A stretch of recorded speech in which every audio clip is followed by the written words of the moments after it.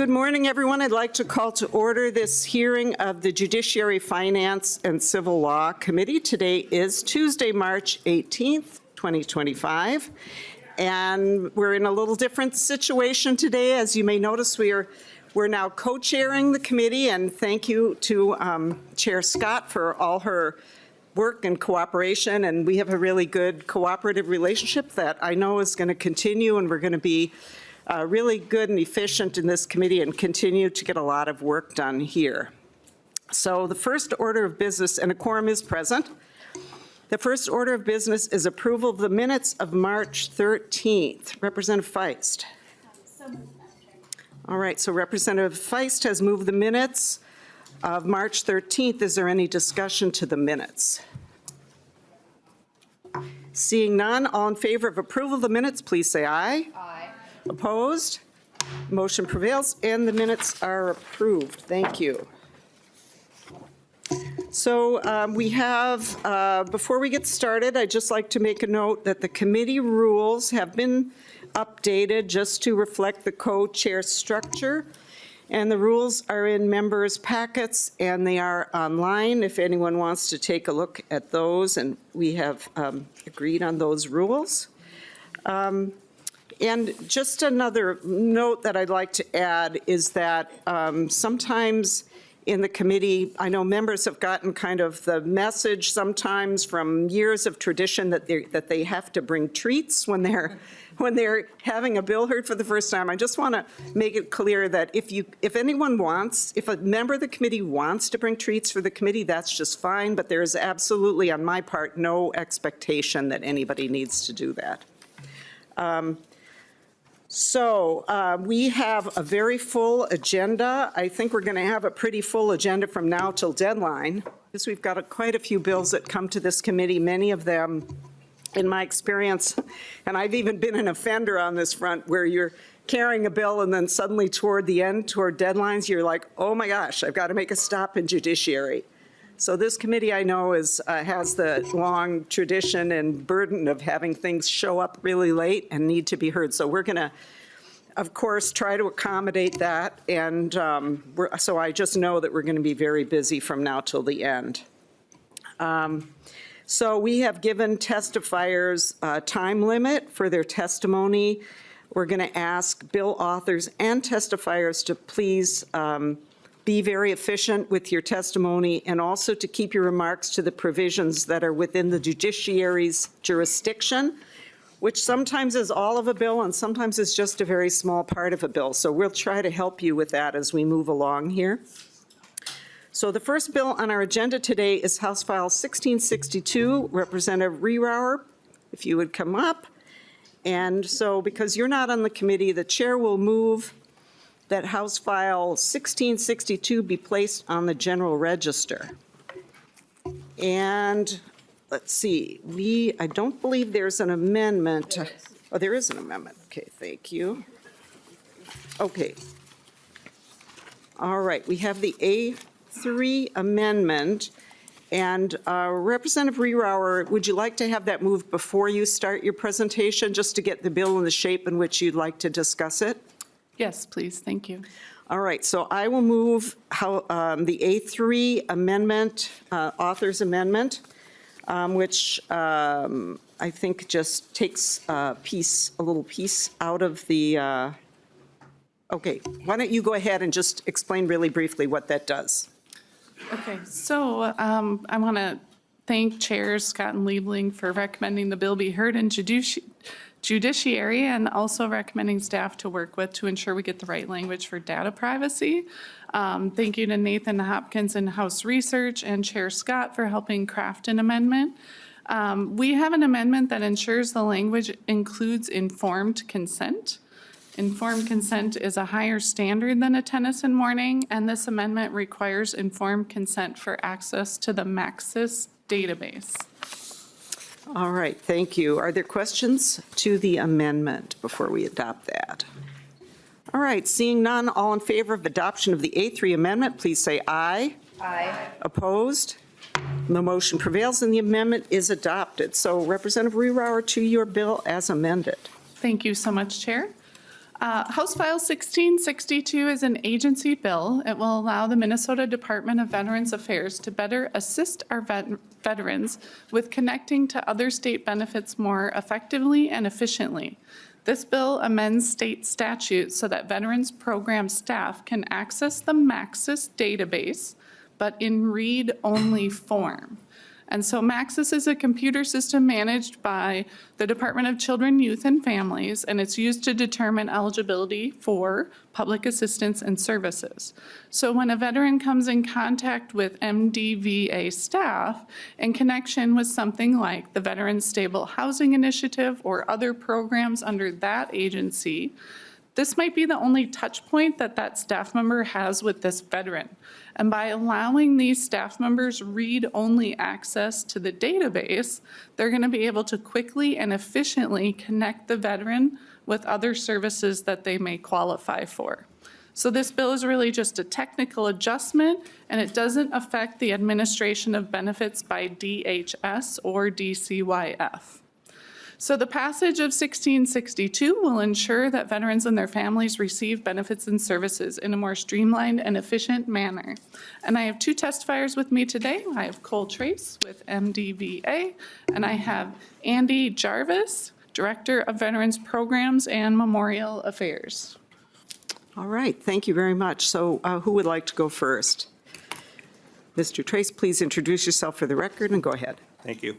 Good morning, Chairs Liebling and Scott and members. For the record, my name is Cole Trace, and I am the Government Affairs Liaison for the Minnesota Department of Veterans Affairs. Thank you for the opportunity to testify on HF 1662, and thank you to Representative Rehrauer for carrying the bill. This bill makes changes to Minnesota Statute Section 197.065 and 13.461.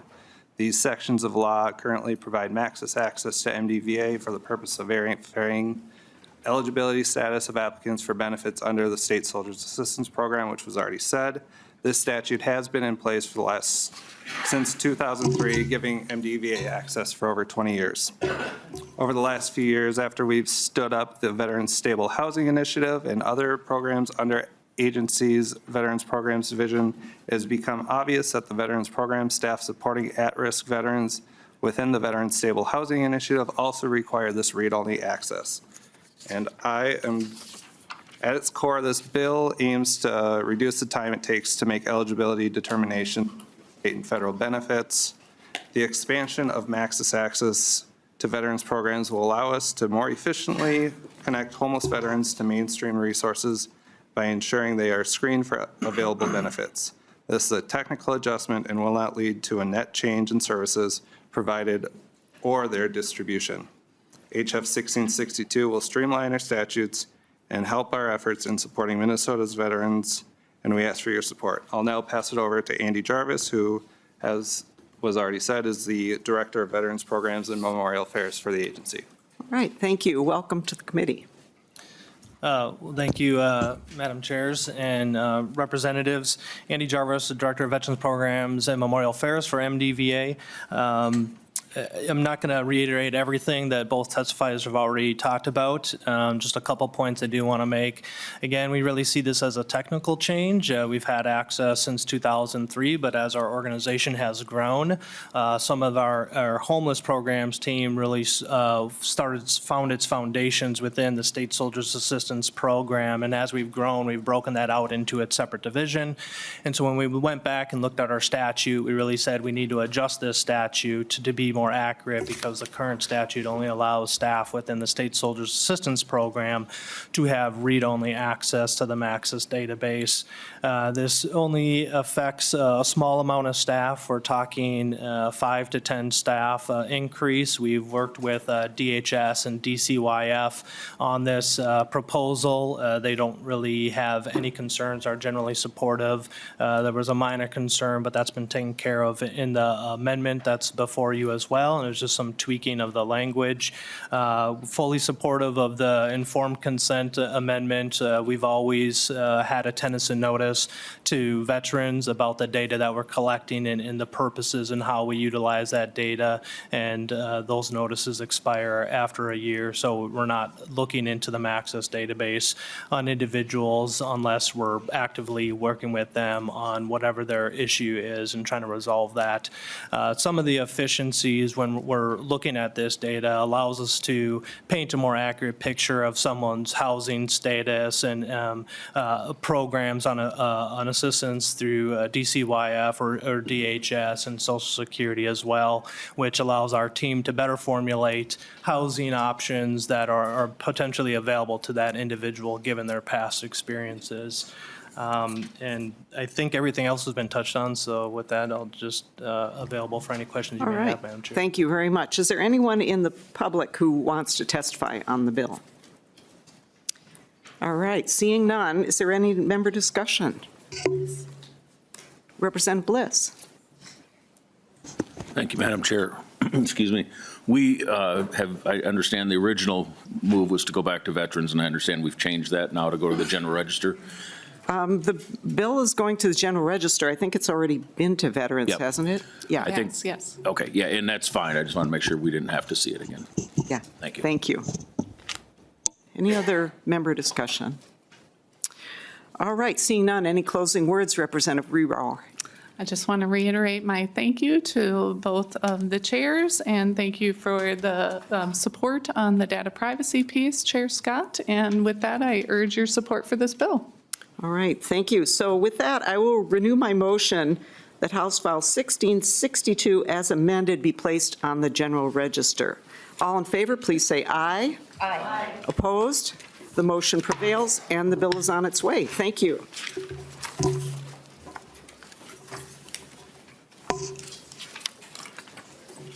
All right, next on the agenda, we have House File 1224, Representative Freiberg.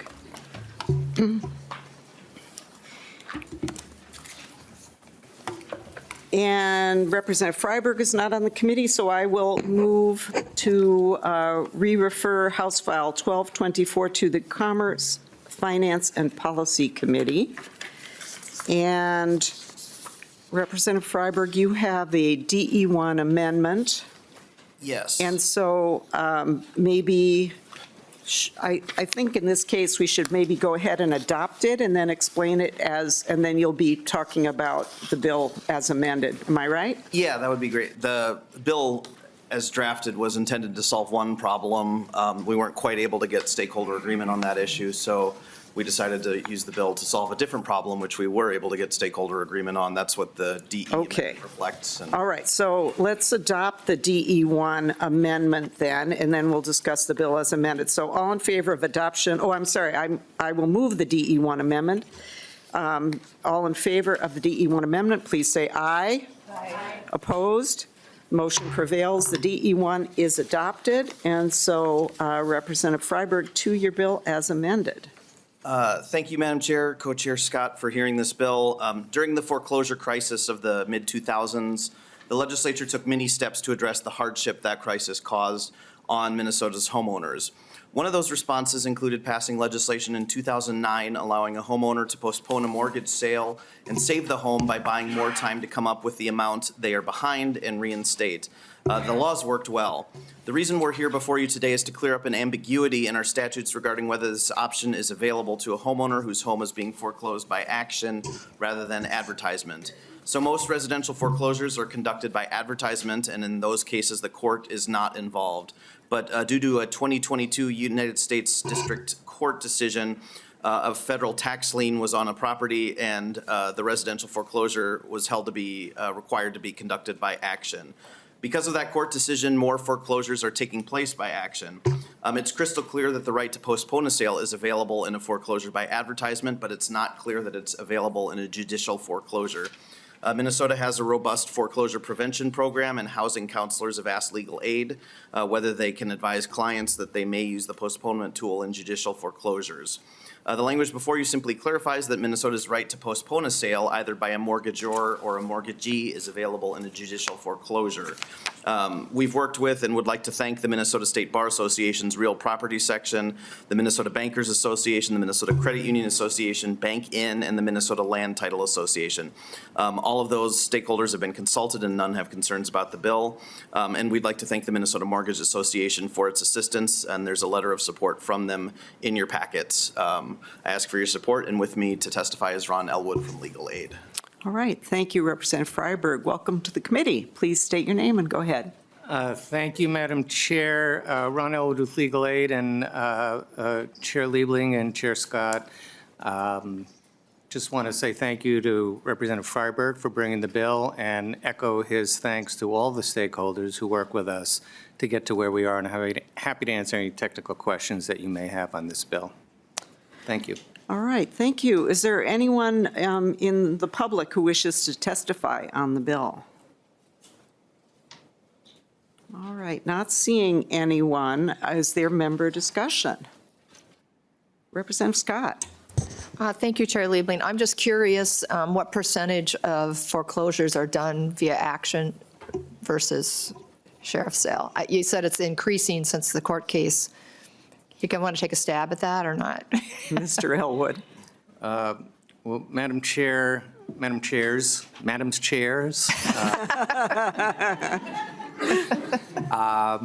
I don't know what percentage. I can just tell you that commercial foreclosures are, I think, almost always by action, judicial foreclosure. Up until this decision, almost all of the residential foreclosures were by advertisement. Right. And what we've seen is just an uptick. The percentage, I can't tell you, but it was, this decision was in 2022, and since then, more foreclosures. They're coming more to the housing counselors. These judicial foreclosures for homeowners are coming for help on, and they're going to judicial foreclosure. And the issue is, this was a great tool. It's worked. Everybody likes it. It doesn't change the goalposts. It just moves the redemption period to the end to give people more time to come up with the money they owe instead of having to come up with the entire amount of the remaining mortgage. And it gives people a better opportunity to save their home or sell the home and take out whatever equity they can. And so it's a great tool. It's worked. It's just to make sure that we can use it in all instances for the same purposes. So I think I danced around your question enough, but I don't think I answered it. But It's okay. I wouldn't expect you to have that data precisely, but that gives me a clear picture. Thank you. All right. Other questions or discussion? All right, seeing none, any closing words, Representative Freiberg? No, I appreciate your consideration. I know you have a full agenda, so I'll leave it brief. I thank you and I ask for your support for the bill. All right, so I will renew my motion that House File 1224 as amended be re-referred to the Commerce, Finance, and Policy Committee. All in favor, please say aye.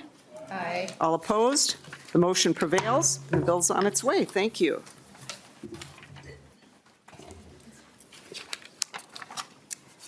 Next, we will take up House File 1836, Representative Klevorn. And the chair will move that House File 1836 be re-referred to the State Government Finance and Policy Committee. And there is an A1 amendment. And Chair Klevorn, did you want to take that up right away? Yes, please, if we could get the bill in the order that we would like it. All right, so I will move the A1 amendment to get the bill in the order in which the author would like to discuss it. Okay. Any discussion? All in favor of adoption of the A1, please say aye. Opposed? Motion prevails. The A1 is adopted. So to your bill as amended. Thank you very much. And I would just like to thank the chairs for hearing the bill. And also I would like to thank you both for the time that you gave me to offer or consider input to the bill as well. So House File 1836 relates to the Government Data Practices Act, which is in Chapter 13, which allows an individual to challenge the accuracy or completeness of data that a government entity has about them.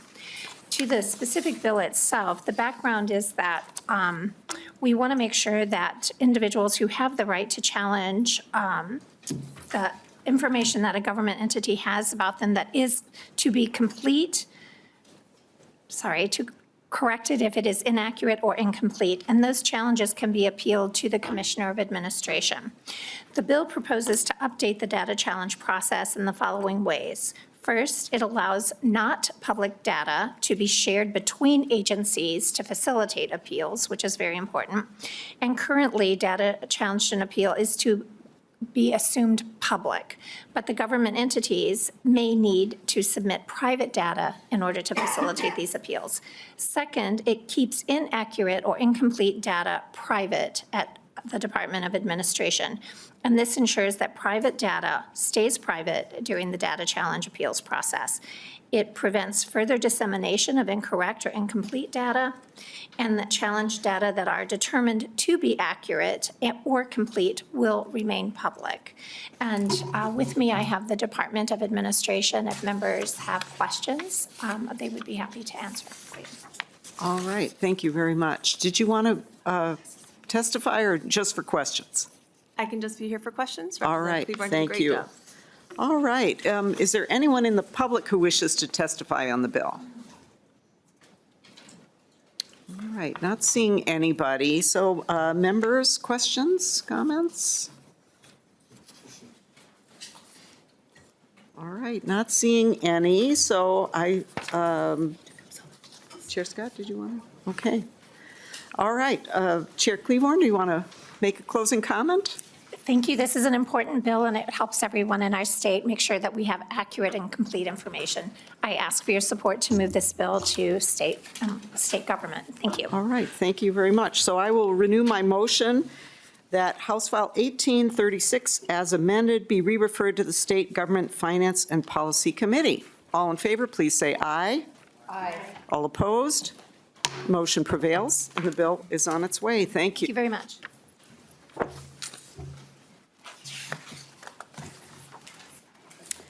All right, next we have House File 1367, Chair Pinto. And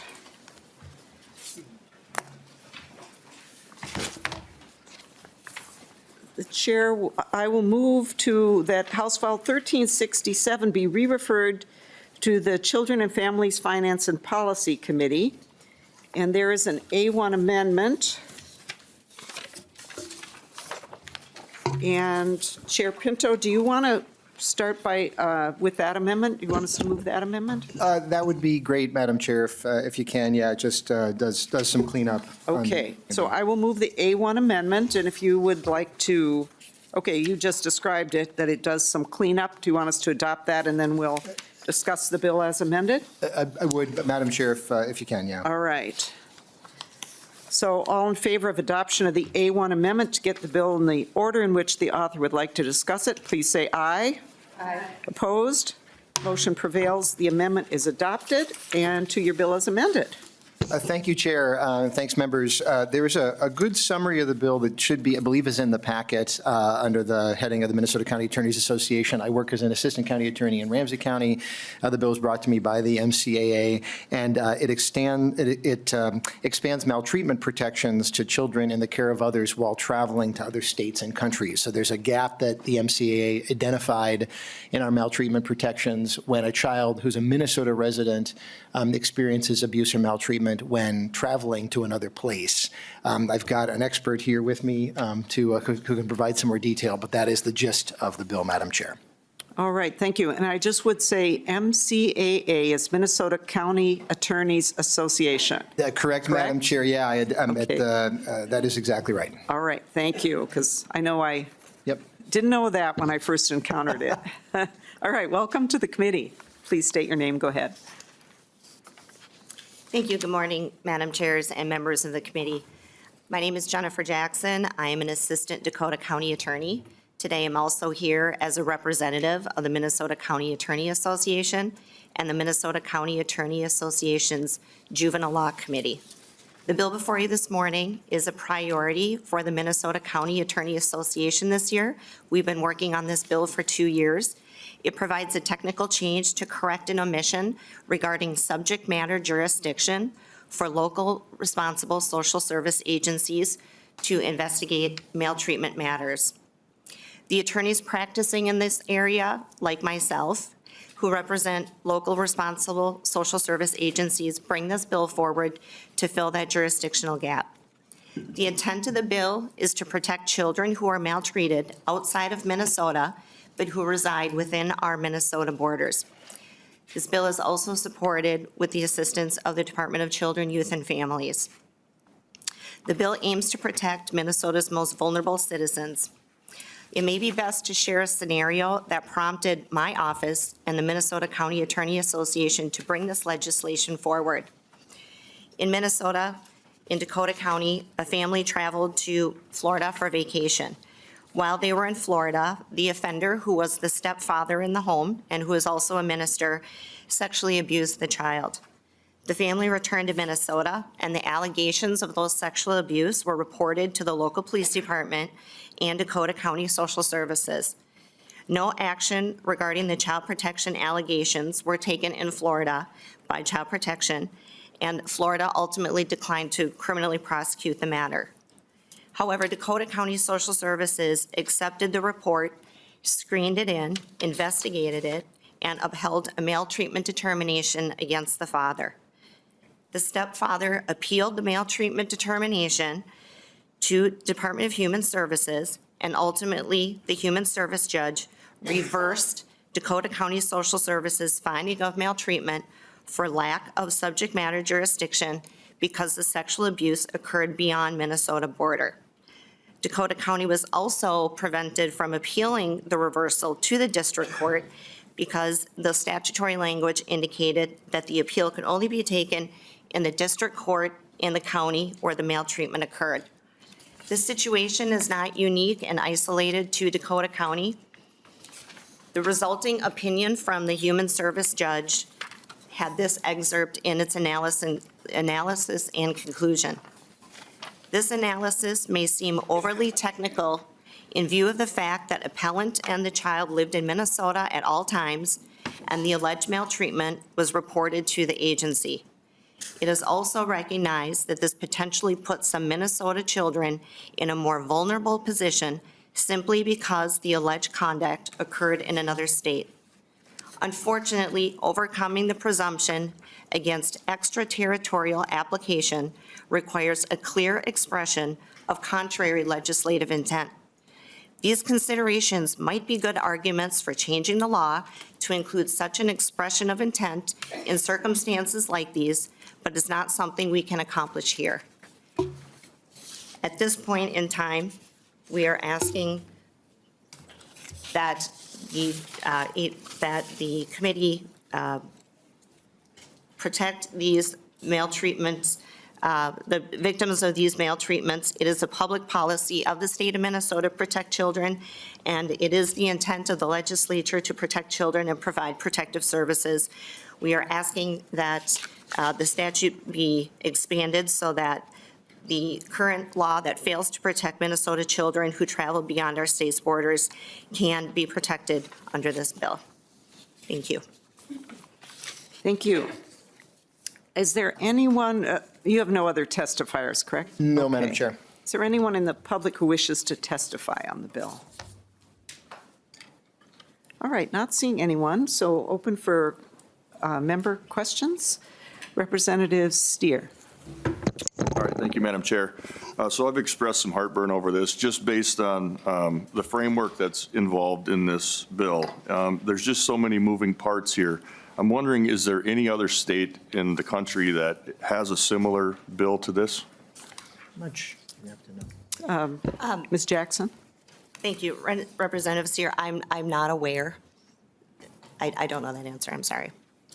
Good. Representative Steer? All right, thank you, Madam Chair. So when the counties I talk to are also worried about, there's a backlog of child protection cases right now. And this would be very costly to do, although it's a very noble thing to do, and we probably should do it. I just think that the scope that we're looking for is so broad, there's so many moving parts here, that I think we need to narrow this down to what exactly we're looking to do. The question would be, is there any appropriation of money going back to the counties to help fund a case that would start in, say, Le Sueur County, and the allegation was in Florida, for example? travel costs, witnesses, things like that. Is there any appropriation of money that, for the counties? Ms. Jackson? Or Yeah, Representative thank Pinto? you, Madam Chair. Yeah, I'll take the first cut at that, Representative Steer, and then see what the testifier has to say. I mean, I think, we're talking about a pretty limited set of circumstances, right? This is something where there's a Minnesota resident, a child who then experiences abuse or molestation outside of Minnesota, so pretty small set of cases.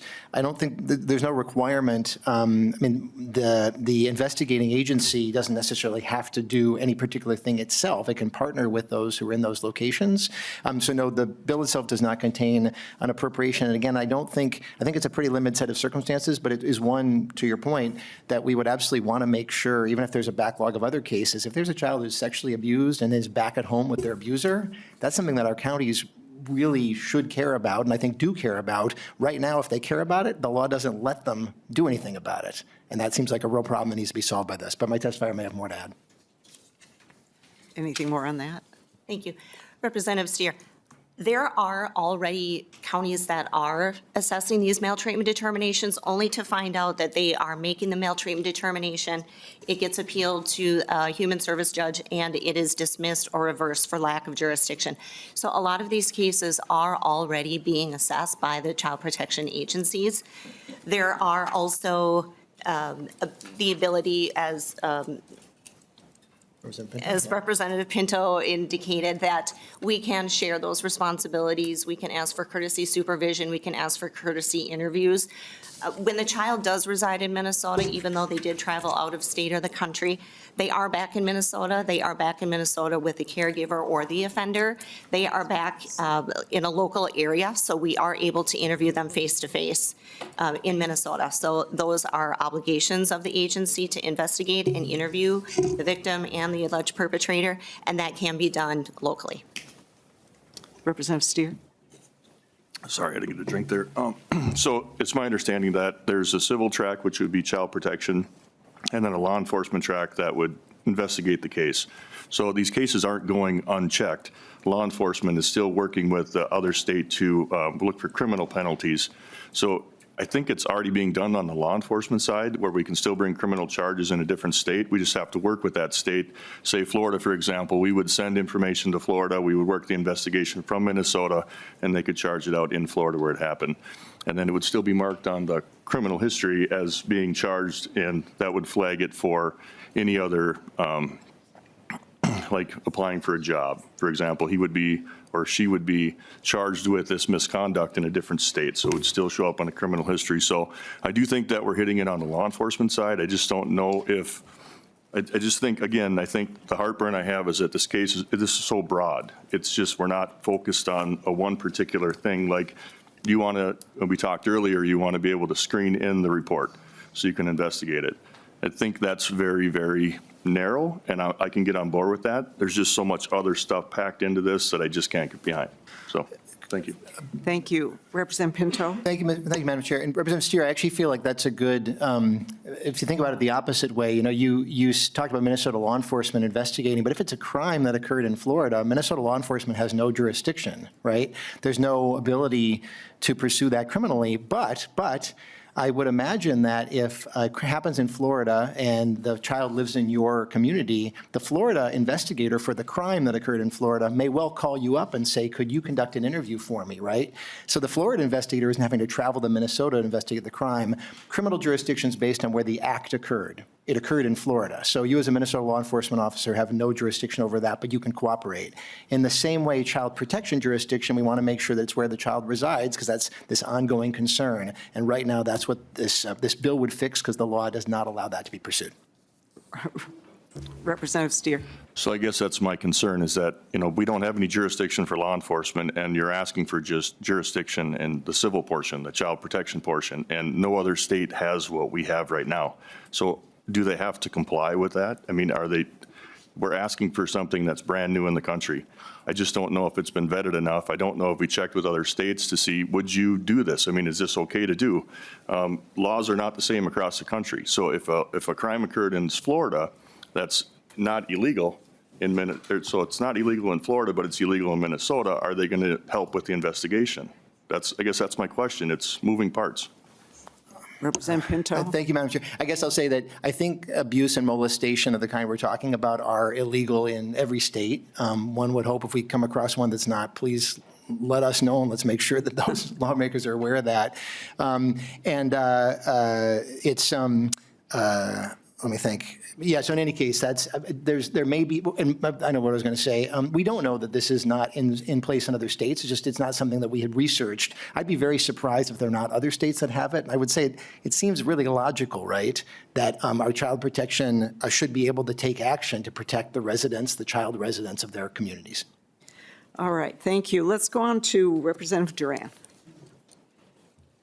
Thank you, Madam Chair, and thank you, Representative Pinto, for this. You actually answered one of my questions, is whether or not we're going to give law enforcement the ability to investigate crimes outside our state boundaries as well. So there's a concern of mine that we're allowing other entities, other agencies to be stepping outside that jurisdiction and kind of investigating crimes that occurred in a different spot as well, which is one of my concerns. But the evidence collection here, who's going to be doing these investigations, and is there going to be any type of evidence collection here? Are we going to be working with different agencies here? And can you speak on that a little bit for me, please? Representative Duran. Ms. Jackson. I'm sorry. Representative Duran, it would depend on the circumstances. We don't know the level of the evidence that is accumulated. When a child protection report is received, it is cross-reported to law enforcement, and if law enforcement receives that child protection report, it is cross-reported to the local agency. You do your own independent investigations and ultimately make your own findings, but you can share information with each other. So there is the ability to share information if someone on the law enforcement side or the child protection side is gathering evidence, information, interviews, that can be shared. When it is across borders, as was already stated, we can ask for courtesy interviews, we can ask for help. Those investigations can be done jointly with law enforcement and social services, but I would like to point out that this bill only deals with the child protection side, the social service side. This does not impact the law enforcement agency's ability to investigate crimes. We are talking about the ability for Minnesota to protect Minnesota's kids who reside here in Minnesota to make sure to determine whether maltreatment was determined and whether services are needed for that child. Those are the two determinations that the agency has to make when they conduct an investigation. The fact that something occurs to a child who is outside of our state on a vacation, on an extended visit with a family member or a non-custodial parent, and they come back to Minnesota, we want to be able to make sure we can assess their safety and we can see if they need any other services. That is the intent of this bill, is to allow us to serve our Minnesota children, even if they were harmed outside the state, but they do reside here. All right, Representative Duran, final question, because we're going to move this to a vote pretty soon. Go ahead. Thank you, Madam Chair. And that's a concern of mine as well. Like, what is going on right now that we're missing the boat here? Because don't we have intakes that handle this stuff and then we pass it off to the other states if there's nothing? I mean, don't we take care of the children right now anyways? I'm a little concerned on this. Well, maybe. Representative Pinto. Thank you, Madam Chair. And Representative Duran, I guess I'd urge you to take a look at the packet because, I mean, the short answer is no under the law as it is right now. These are cases where child protection investigated. A child was found to have been, in the case of Dakota County, found to have been molested, and the law does not allow the county to then step in with child protection, actually protect that child to ensure that child doesn't continue being molested by the person who did the molestation. So I think the short answer is that no, that's why this bill is being brought forward. Thank you. Representative Scott. Thank you, Chair Liebling. And obviously, we want all of our kids to be protected, and if something like this happens, we want the kid to get the resources they need, and we want the perpetrator, to be held accountable. I'm just curious about the authority that our DHS that's doing the investigation has in another state. And constitutionally, does that pass muster? those are just some of my concerns about the bill. So I don't know if Representative Pinto, if you have an answer for that, or. Okay, sure, yeah. Or maybe, I don't know if Mr. Hopkins, if you're the right person, or Ms. Davis. Ms. Davis, please. Chair and members, Mary Davis from the House Research Department. I think the issue you're kind of looking at here is that is for like civil jurisdiction in child protection matters. So the parties reside here and they live in Minnesota. Their contacts are here, their connections are here. So there is civil jurisdiction for cases related to child protection and child maltreatment. I think that there's a clear nexus and there isn't really an issue with civil jurisdiction related to child protection matters occurring in Minnesota with Minnesota residents. All right, Representative Scott. Thank you. So would this at any point, in the example you gave with Florida, would this compel anyone in Florida to comply with Minnesota law? Ms. Jackson or Representative Pinto? Thank you, Madam Chair. So I don't think that it would, but I'll note that right now, there is no compulsion, right? What this does, this at least authorizes Minnesota to take action. And so hopefully there's the collaboration and cooperation. But there's no, Minnesota may not be able to force compliance, but right now we're blocked by not even being able to take action ourselves. And one would hope that in most cases, states would participate and be cooperative when a child has been alleged to be molested or abused in their state. Either way, though, right now, we're prevented from taking action in Minnesota. All right. Yeah, this is still kind of murky to me, Madam Chair. But. All right. Well, thank you, Representative Scott. Thank you, Representative Pinto. We're kind of running out of time here, but I just would say to members, it's been a good discussion. Thank you for raising questions. Remember, this is going to another committee. There's time to talk with Representative Pinto offline if you still have concerns. But I'm going to renew my motion that House File 1367 as amended be re-referred to the Children and Families Finance and Policy Committee. All in favor, please say aye. Aye. All opposed? The motion prevails and the bill is on its way. Thank you. Thank you, Madam Chair and members. All right, we're going to move along here. Okay, so we're going to take up House File 1168, Representative Bahner. And I'm going to move that House File 1168 be re-referred to the Tax Committee. And Representative Bahner, go ahead. And I don't see an amendment, right? Okay. There is no amendment. All right, so Representative Bahner, welcome to the committee. Go ahead and present your bill. Thank you, Madam Chair and members. You may notice this bill from before. It was heard here again last year. It did pass through both chambers last year, made it into the tax bill, and slipped through the cracks at the last minute, but it does enjoy support in both chambers. This bill has already had the language heard in the Elections Committee as well, where it passed out with universal approval. As you may know, Minnesotans participate in elections at higher rates than any other state. We're proud to consistently claim the top spot for the highest participation in the country. Last session, we made historic changes to reduce the influence of big money interests in corporations and our political process to favor small donors. A big part of that is the political contribution refund program. The state works in concert here with the Campaign Finance Board and the Minnesota Department of Revenue to make these refunds available to all citizens. Today, the process is highly manual and almost exclusively done via paper. This bill modernizes this widely successful program, allowing Minnesotans across the political spectrum to file refunds electronically, making it easier, faster, streamlining the process, and bringing the refund program into the digital age. The proposal before you utilizes the enhanced CFB reporting systems to generate electronic receipts with unique identifiers for each transaction, allowing receipts and refunds to be verified for traceability. Party units and candidates then furnish that receipt via paper or electronic means, allowing the contributor to apply for the refund directly through the Minnesota Department of Revenue's website. The provisions pertinent to this committee include the data provisions in Section 1 on data classification. This was amended in this committee last session based on mutual agreement with Chair Scott. Thank you for that. And classifies the data as non-public data. And then in Section 2 on the penalties for violations, it indicates candidates and committees may not issue receipts without being eligible to participate in the PCR program.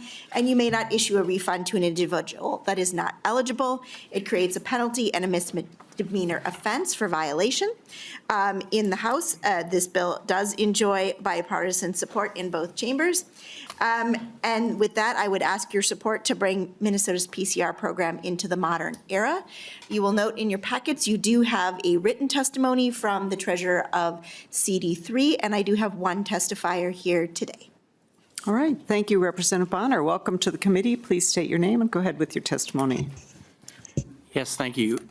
Chair Liebling and our co-chair Liebling and co-chair Scott and members of the committee, my name is David Fisher. I'm a volunteer advisor with Clean Elections Minnesota, a nonprofit, nonpartisan organization working for a healthy democracy. I'm a lawyer.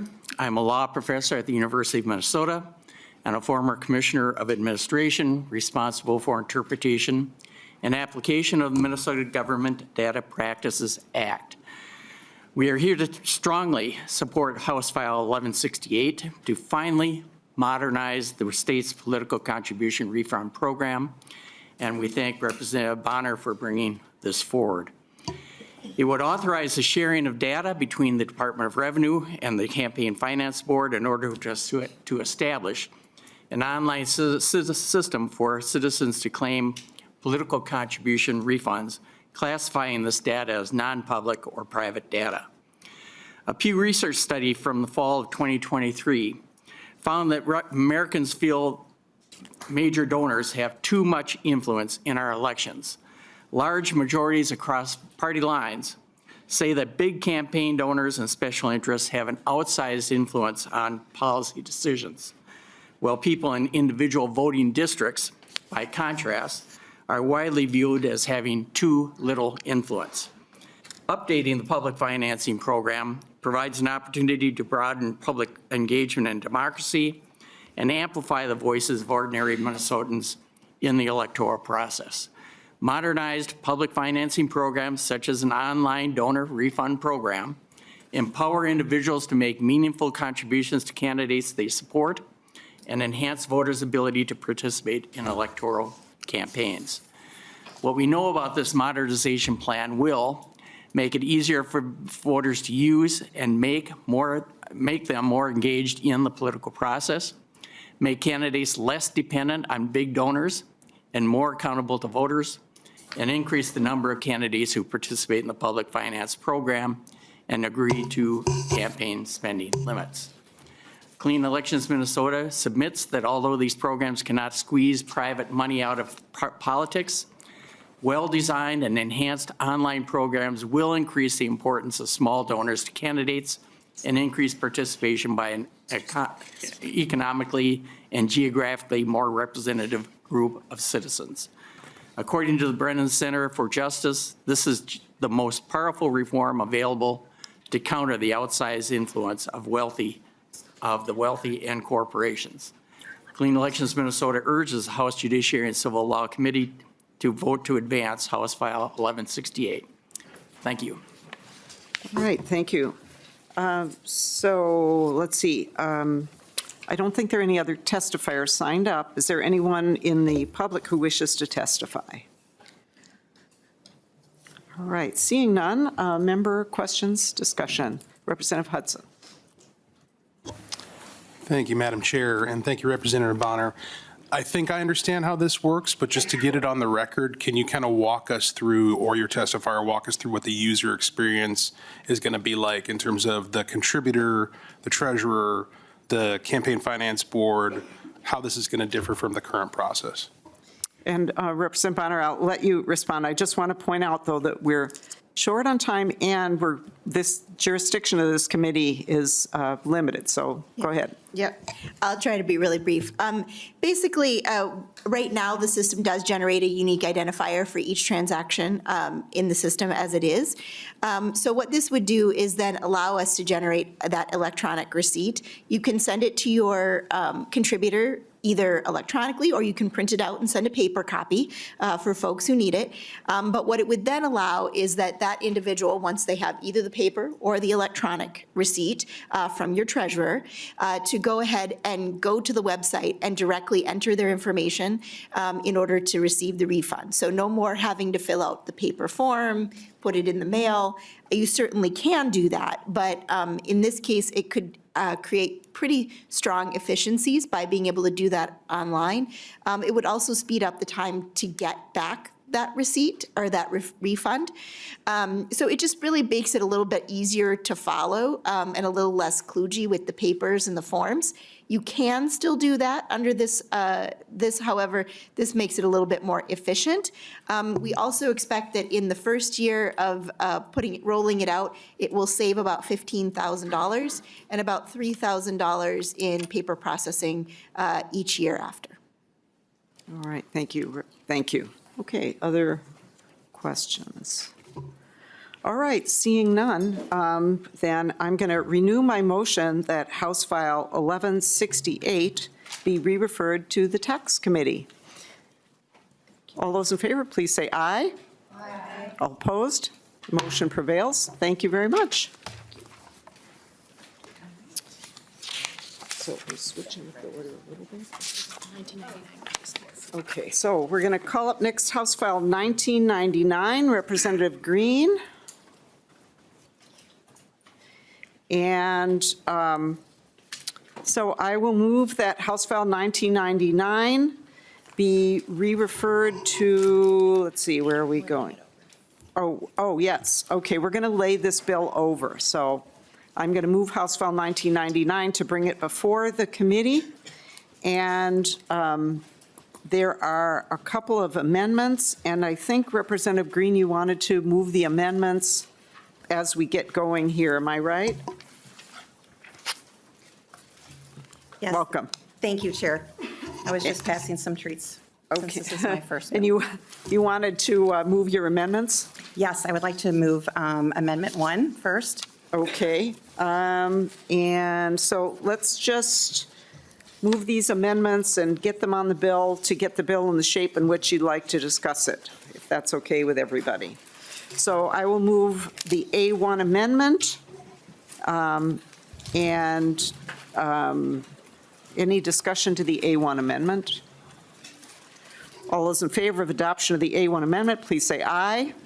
Aye. Opposed? Motion prevails. And then I will move the A2 amendment. Discussion. All those in favor of adoption of the A2 amendment, please say aye. Aye. Opposed? Motion prevails. And so, members, just a word on that. If it's something substantive, of course, we'll have it described and explained and all of that before we vote on it. But it's kind of customary to let an author get the bill in the shape they want it in order to have it discussed, especially in the first committee in which it's appearing, which I believe this is. Am I right, Representative Greene? So, okay, so please go ahead and present your bill as amended. And if you could just make note of what we just did with your two amendments, that would be great. Thank you, Chair, so much. And I just want to thank both chairs for hearing this bill, and I appreciate Chair Scott for our conversation about this bill that we had on the floor and the feedback that you provided. So for background, I am a former school board member myself, and so I've had a front row seat to this issue for many years. I'm going to walk us through kind of what this bill means. So it's going to sound a little bit elementary, but I just want to make sure everyone understands what we're talking about. So many Minnesota school districts are experiencing an influx of data requests in recent years. And so what does a data request look like in public schools? So let's say Mr. Winbird wants to know more about the training that teachers are required to complete every year. Mr. Winberg has that right under the Minnesota Data Practices Act to ask the district for that data. And then the school district, under an open government, as an open government entity, has the obligation to provide that data for him to inspect. Now, if Mr. Winberg wanted physical copies of this data after he inspected it, the school district could charge him a fee in providing it. Mr. Winberg also had the choice to ask for this data anonymously. So where's the issue? I'm glad you asked. This increase in demand for data requests that the public has every right to make, no matter what the topic is also putting a strain on school resources. It takes staff time to respond and prepare the data, and it's extra challenging if they are large in scale, non-specific, or need redacting of personal data. Now, here's the nuance, and the purpose of H-File 1999 is to address what I call non-serious requests, and here's what I mean by that. One of our metro area districts received a data request from a nondescript email address, anonymous. The district did their job, prepared the data for anonymous for inspection, but then the data just sat. No one came to inspect it. The cost, $6,000 in district staff time. They reported 4 of these non-serious request incidents this past year. Another example from a smaller rural district, request comes in, district carries out their due diligence, prepares the data, and again, nothing. The unknown source never showed up to inspect the data.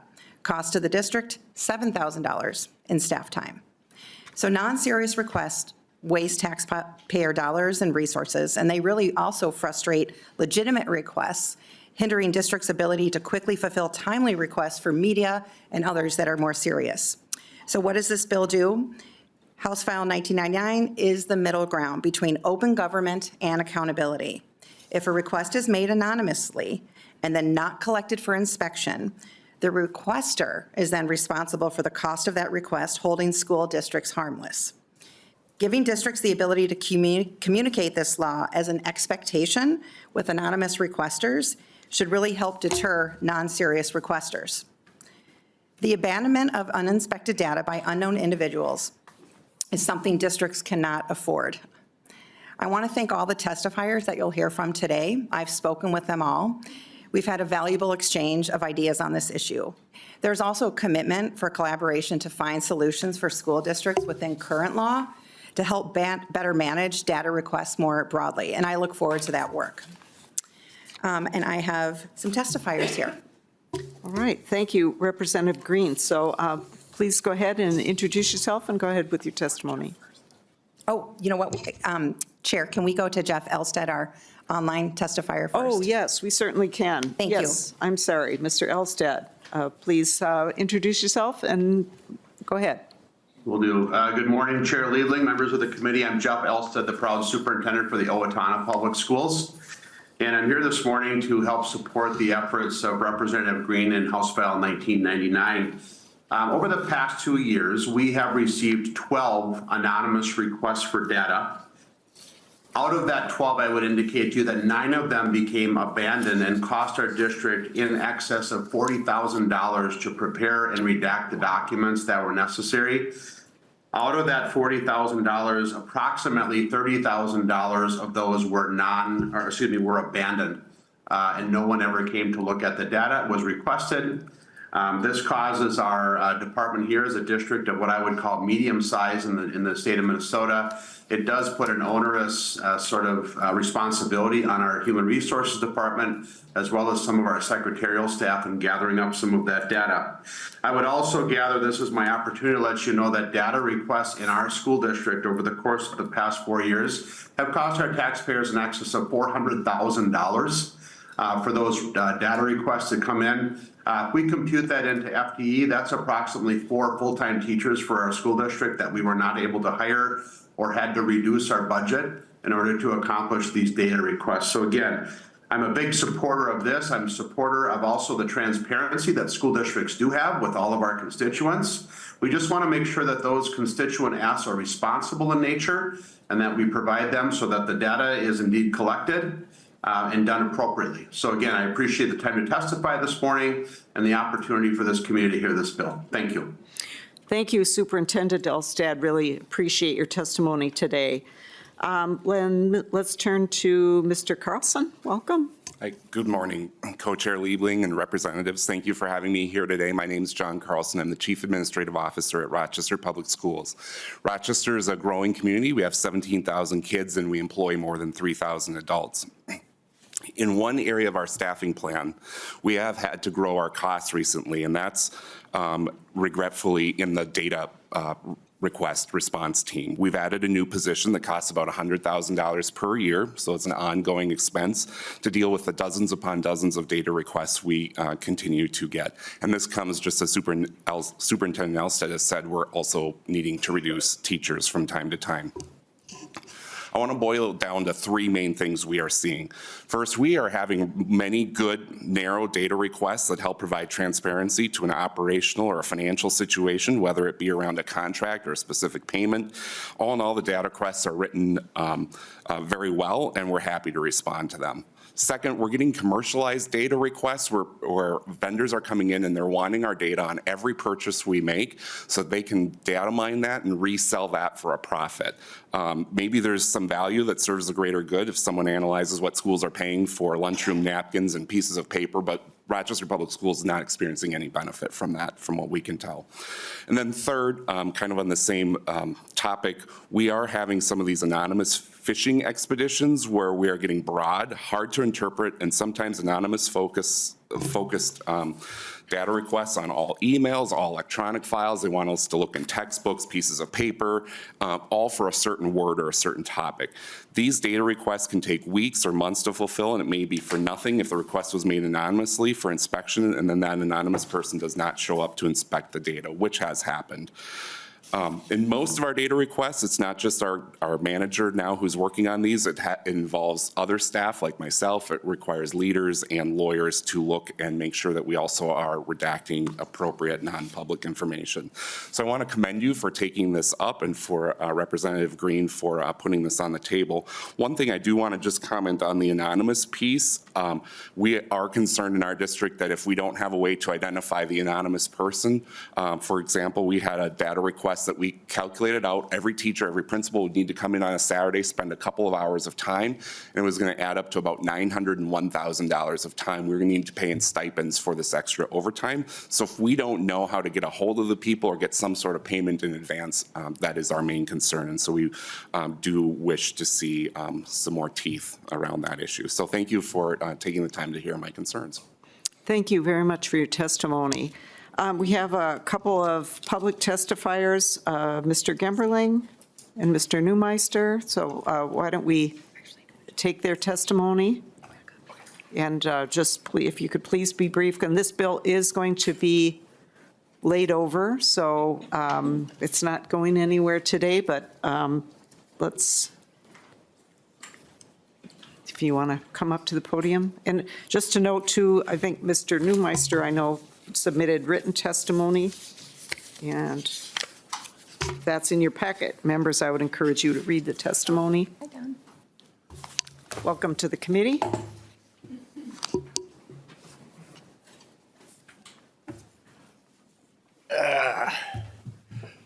Good morning, co-chairs Liebling and Scott. My name is Don Gemberling. I've been here before, so I'm not going to say a lot about me. I will only add something important to this discussion. There's nobody in this room who has taught more school districts on how to comply with the Data Practices Act than me, okay? And I know that for a certainty, and I have the records to prove it if you need them. So with that introduction, I want to thank Representative Greene, okay? She's been very helpful to this discussion.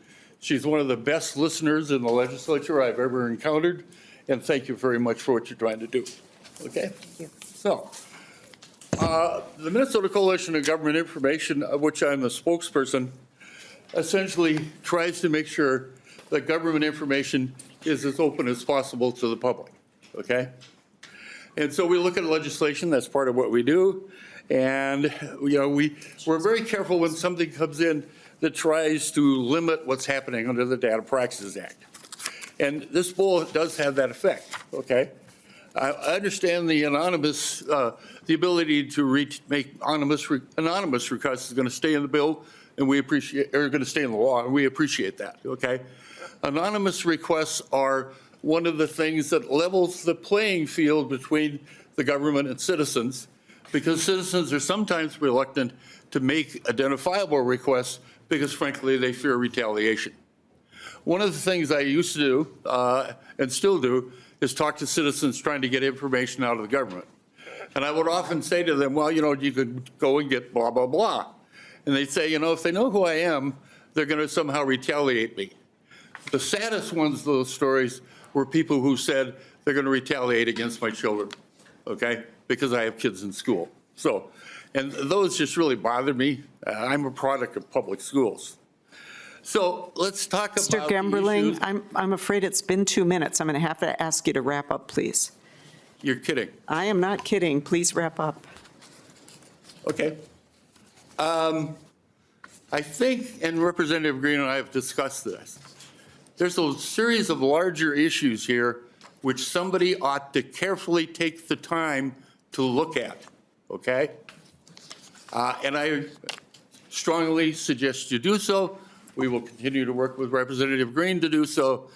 And I, frankly, what you just said really frustrated me.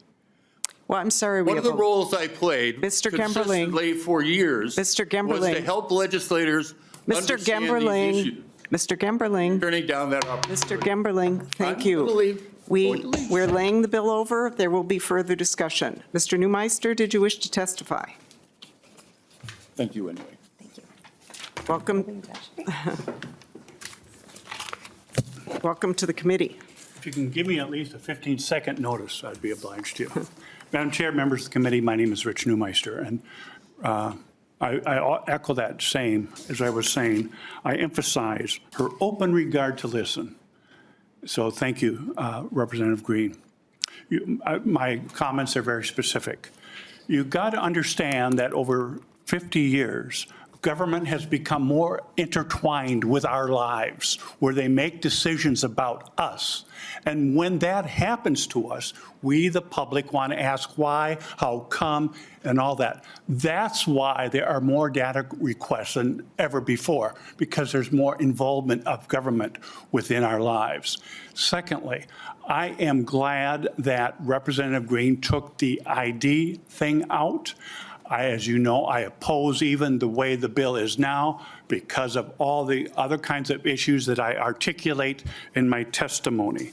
I think it is important to understand that school districts, Mr. Gemberling and I get many calls from parents, even some news media, in trying to get involved, how to get information about their children and all that.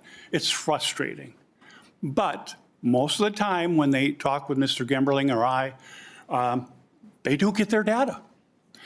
Finally, there is flexibility in the law to address the anonymous request.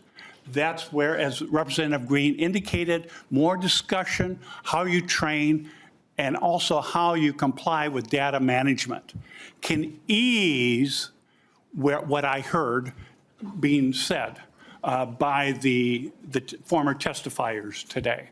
So, Madam Chair, members of the committee, you got my 2 cents plus a page and a half. Thank you very much. Thank you very much, Mr. Neumeister. And thank you to you and Mr. Gemberling for working with Representative Greene. And thank you, Representative Greene, for your work on this bill, because this is obviously a very important problem, and we're all about solving problems here. So thank you. And with that, I'm going to lay the bill over. Thank you very much. Thank you, Mr. Carlson, for being here. And the bill is laid over. Oh, yeah, and as Chair Scott reminds me, if the bill comes back up, we will have a discussion on it. So I'm not cutting off discussion, but we need to move on today. We obviously won't move the bill without further consideration. So thank you. Thank you, Chair. Okay, we are going to go now to House File 2127. We're going to change the order a little bit here just because we have testifiers who need to leave. So, and we're running a little bit behind. So we're going to take up House File 2127, Representative Curran. Curran, sorry. Curran, Representative Curran. Representative Curran is going to move House File 2127 to get it before the committee, and let's see. And this bill as well, we're going to lay over today. So there is an A1 amendment, and Representative Curran, did you want to move the A1? Yes, thank you, Chair. I move the A1. Do you want to give us just a brief explanation of what that is doing? Yes, I can. There's also a summary of the amendment in members' packets, but it's essentially work. The amendment incorporates work that's been done in stakeholder work groups, lots of technical changes, clarifying language, and I mean, ultimately, it's to get it into the shape that we believe is workable. Okay. So let's see here. So did you want to move that first, I assume, right? Yeah. Okay, so Representative Curran moves the A1 amendment to get the bill in the order in which they would like to have it heard. So all in favor of adoption of the A1, please say aye. Aye. All opposed? Motion prevails. The amendment is adopted. So Representative Curran, to your bill. Thank you, Chair and members. I will be brief in my introduction, but you do have in your packets a pretty extensive history of when the initial bill passed in 2024 to offer judicial officials and staff protections when it comes to their data privacy. We passed that bill in 2024. I'm just going to mention a couple of things before I turn it over. One, when that bill was introduced and discussed in 2024, members of both parties had concerns about who was covered under this bill and who wasn't. And I just want to sort of frame this conversation in the context of this is a fix that specifically applies to what was passed. And so bills or ideas that would limit or narrow down who this applies to or extend this protection to other groups of people would be other bills that are being discussed. So we're trying to limit it just to this bill in front of us that would apply to the law that was passed. I think the other thing that I just wanted to mention is that when we were discussing this bill last session, we were very well aware that there were going to be that there was ongoing work that needed to be done regarding some really tricky data practices out there and different data that exists out there. So we fully expected to come back this year specifically with a bill that tackled the issue of property records, and so that's what we're here discussing today. And I'll turn it over to testifiers. All right, thank you, Representative Curran. So we're going to have first take Chief Judge Schlitz, because I think you're, Schultz, I'm sorry. Yeah, the I is before wrong. the L. Oh, okay. You're the first one who's ever mispronounced my name. Well, I think I'm just reading it off my script, so sorry, I don't know, maybe it's I'm not just here. But, yeah, I better not do that in court, huh? Yeah, so anyway, please go ahead. I know you have a tight timeline here. Yes, thank you, and thank you for letting me move up my testimony. As if you read the newspapers, as I'm sure you all do, you'll know that the federal courts are really busy right now, and our court in particular is really busy, and I have to get back to the courthouse by noon, so thank you. As many of you probably know, the number of threats against federal judges has increased dramatically in recent years, and most of those making these threats have been using our personal information, the information of judges and their family members that is easily available online. And that is why we judges are grateful for the judicial security legislation that you passed last year. It was a critical first step in protecting the safety and security of those of us who serve our state and our country in the judicial branch. Unfortunately, though, the bill passed last year had a huge loophole. It failed to protect the property records of judges, even though property records are by far the most common reason why our home addresses are easily available on the internet. When we are at the courthouse, we are safe. In our federal courthouses, for example, we have armed guards who screen everybody who come into the courthouse. And they do a good job. At home, though, we are vulnerable. And it's no coincidence that every attack that has occurred against a federal judge or a member of a judge's family has been at the judge's home. Consider just a few quick examples of recent attacks on judges. A little over a year ago, Washington County, Maryland Judge Andrew Wilkinson was killed at his home by a disgruntled litigant. Investigators later discovered that the killer had searched the internet for information about Judge Wilkinson, whose home address was readily available. In 2022, retired Juneau County, Wisconsin Judge John Romer was zip-tied to a chair, tortured and killed in his home by a disgruntled litigant, someone he had sentenced to prison years earlier.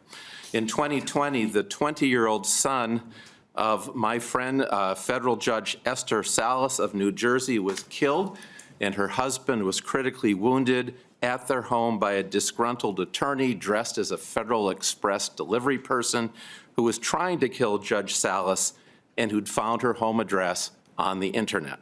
In 2005, a disgruntled litigant went to the home of federal judge Joan Lefkow of Illinois, intending to kill her. She happened not to be home, so he killed her husband and her mother instead. In 1989, Circuit Judge Robert Vance of Alabama was killed at his kitchen table when he opened a package that had been mailed to him. It was a mail bomb that had been mailed by a disgruntled litigant. In 1988, Judge Richard Duranko of New York was killed at his home while he was tending his garden by the father of a disgruntled pro se litigant. And finally, in 1979, federal judge John Wood of Texas was killed outside his home by a contract killer who had been hired by a drug trafficker who was awaiting trial before the judge. I should note that in the almost 200-year history of the United States, before Judge Wood's assassination, a total of one federal judge had been killed. One. In a duel with a political rival in New Mexico Territory in 1867. That's how our world has changed in recent years. Putting aside the duel, the common thread that runs through every single attack that has been made on a federal judge or a family member is that the attack occurred at the judge's home. The law that you passed last year to protect our personal information was well intended, but omitting our property records from the law created a giant loophole that essentially defeated the purpose of the law. If we judges could come before you and ask that just one category of information be protected, one and only one, it would be our home addresses. And yet that's the one part of it's the one category of information that wasn't protected by the bill that you enacted last year. So I urge you to approve the amendment that is pending before you, close this loophole and protect the property records of judges and their family members. This amendment represents the work of many stakeholders, including federal and state judges, and the Federal Bar Association, who came together to propose a way to close the loophole without unduly disrupting the important work of the other parts of the government. We very much appreciate the work you've done to protect us so far and your interest in strengthening and making more effective that protection. Thank you for giving me the chance to testify, and I'm sorry, I don't mean to give offense, but I've got to run back to the courthouse. Thank you, Judge. Thank you very much. Appreciate that you were able to be here. Okay, and we have one other testifier, and I'm going to ask you to please be as brief as you can, and please go ahead. I will. Introduce Thank yourself. you. My name's Todd Shuffleman. I'm a judge in the 10th Judicial District, chambered in Anoka County. I'm here speaking on behalf of the Minnesota District Judges Association and the Minnesota Judicial Branch. Before I was on the bench, I also was a prosecutor, and I worked for Sherburne County, so I did do some real estate work. So I am familiar with some of the issues we had to deal with when addressing what happened with last year. First of all, thank you. Thank you so much for passing the bill last year. You recognize the issues we're dealing with, and what we just heard from Chief Judge expresses just how much of a problem there is out there. The threats are getting worse. The environment is getting worse. Now we're dealing with things such as drones. And a judge told me last year at our conference, when you go up in front of the committee, make sure you let them know we're dealing with people with drones over judges' homes now. So if you're watching, Judge, you know who I'm talking about. I told the committee. Also, swatting. Up until a little while ago, I had no idea what that term meant. I'm seeing heads nod so people know what I'm talking about. That, of course, only works if you know the home address. If you don't know the home address, swatting is of no use to you. We passed the bill last year, again, with the thanks of everyone here, but we simply couldn't solve the real estate exception, I'll call it. It was just too complex to resolve at the end of the term last year. So we set up a work group with the idea of we know we have to balance safety with we need to have a smooth real estate market, because selfishly, when it comes time to retire, I want to be able to sell my house as efficiently as possible. In order for that to work, certain data needs to move regardless of if it's private or not. So we set up the Judicial Safety Real Estate Work Group. We met about 15 times between large group and small group, and that also includes some other meetings outside of just those groups. It included members of the judiciary, land title professionals, real estate professionals, county representatives, federal officials, and attorneys. We also had discussions with MinCoG, MinCLU, the Newspaper Association, and I believe Mr. Neumeister also had some conversations with Judge Guthman about it. Now, you think with that group of people with that professional background, it would be hard to reach consensus even on what time of day it is. But we were able to reach consensus on a lot of issues, and that's what I'm here to talk about right now. One consensus we reached is that it had to be clarity that attorneys had to be able to access the data necessary for them to do their jobs, regardless if it's private or not. So we added that to make sure that they can continue to do their job. Employees, whether county recorders, title examiners, whether direct employees or contract employees of the county or the cities, still can have access to that data. None of that changes. Again, we want that smooth market to continue as it has for so many years. Also, most importantly, I really can't emphasize this much as what I'd like to, but judicial officers must do the legwork. I'll say that one more time. Judicial officers must do the legwork. Nothing happens automatically. If I want to have my data protected or my home address protected, I need to take the affirmative steps. I need to not only go to the correct office and identify myself, I need to tell that office what specific document I'm talking about. It's not just, I'm Judge Todd Shuffleman, here's my form, make all my information private. No, I need to tell them exactly what document number, parcel number. So I need to do that work. Again, try to take as much of that responsibility, relieve that responsibility from the counties as much as what we can do. Also, and it's different than the federal law. So our chief judge might be a little surprised if when this law passes, he has to do the legwork as opposed to what's in the federal law, but it is what it is. Also, it only applies to current addresses. For instance, I've lived in my current address since about 2021. Where I lived before that is of no consequence to this bill. So there's no need to go back in time beyond, for me, 2021. And you think as the people of different age groups and who is going to be covered, remember, we're only talking about the current address. Also, there's a $40 fee involved. And that wasn't a fee that I said, that's all I'm going to pay as a member of this committee, you better adopt it. No, that was brought by broad consensus discussion of everyone in the work group, and we came up with that number. Each property needs its own request. In other words, let's say I have a home, I have a cabin, maybe I have something else. Each one of those requires its own separate request, its own separate legwork. It doesn't happen on its own. Doesn't cover tract books, those old historical documents that you see buried a lot of times in the basement of buildings. I used to work with those. They track back to when the state began back. The state usually owned the land or the railroad owned the land. It doesn't go back in time that far. Again, we're trying to relieve as much of that responsibility as possible off the county officials. So again, I'll wrap up in respect to the time. Nothing happens to the real estate records until the judicial official files a correct form.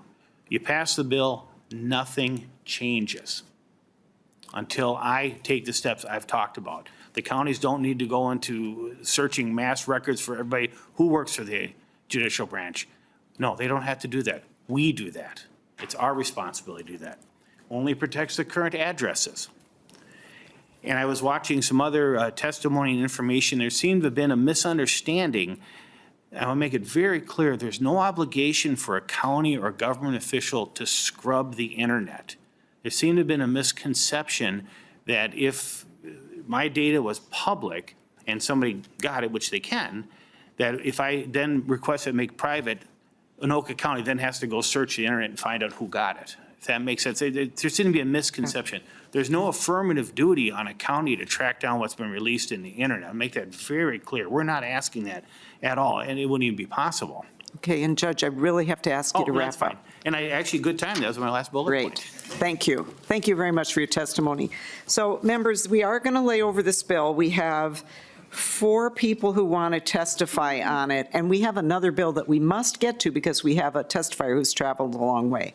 So I'm going to ask to go to Mr. Neumeister and ask you to be super quick, no more than 2 minutes, knowing that we're going to lay this over. And again, members, if we bring it up again, if things get worked out here, we will have discussion at that time before we move the bill, of course. Okay, welcome, Mr. Neumeister. Madam Chair, members of the committee or co-chairs, if I can get the thumbs up at 30 seconds like last time, that would be very helpful. First of all, I did written testimony. It's very clear where I stand on this. Number 2, this is of limited security. I mean, you can go out, it's a modern day world. I have been able to find judges' addresses on the Supreme Court, Court of Appeals, just by doing internet search. You can easily pay someone $5 or what, with one of the data things. Yes, this is limited, and I get the goal. The thing, though, that I want to share with you are what happened with last year's law and this law. So if you look on 2 different standards.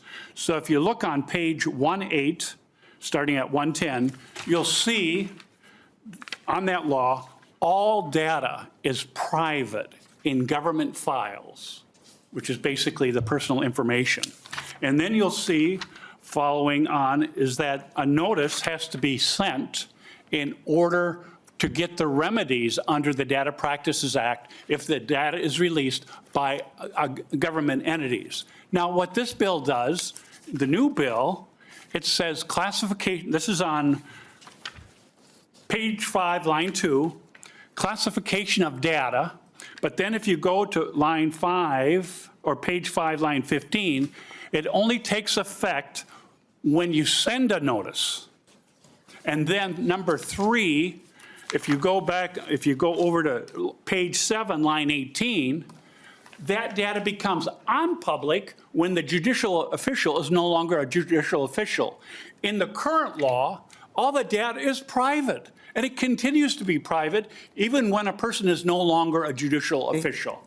I would like to say the new standards that you're putting in, maybe put them, some aspects of it to the new law. Madam Chair, members of the committee. Very good. You're a master. Thank you. It's my 2 cents. All right. And then you have also my testimony. Thank you. Amber Bouget and then Andrew McGuire. If you would both come up, or that would be great so that we can move right along. Welcome to the committee. Thank you. Good morning, Madam Chairs and committee members. My name is Amber Bouget.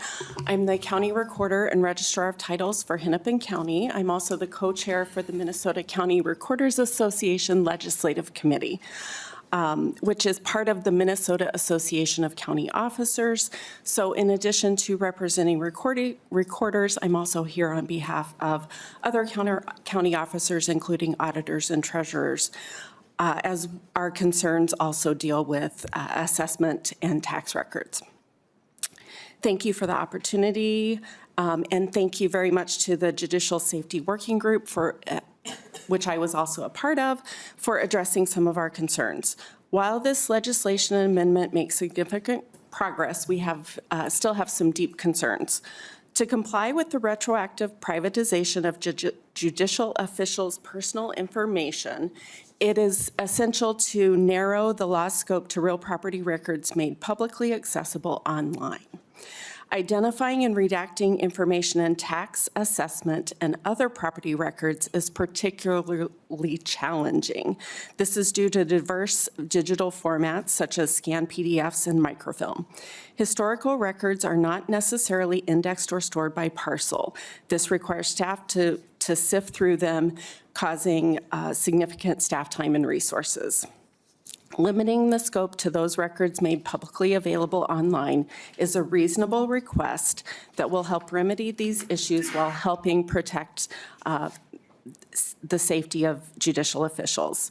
Additionally, classifying judicial officials' personal information as private under Chapter 13 exposes government entities to extensive legal remedies and not designed for real property records, which are critical to commerce, property rights, and transparency.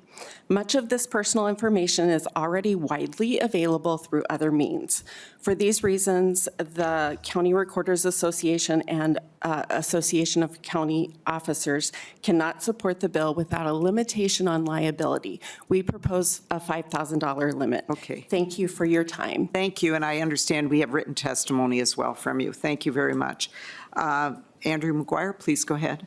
Good morning, Chairs Liebling and Scott, and committee members. My name is Andrew McGuire. I am the Property Records Manager at Dakota County, but I'm speaking as a representative from the Minnesota County Recorders Association and the Minnesota County Officers Association. Dakota County has no official stance on the legislation.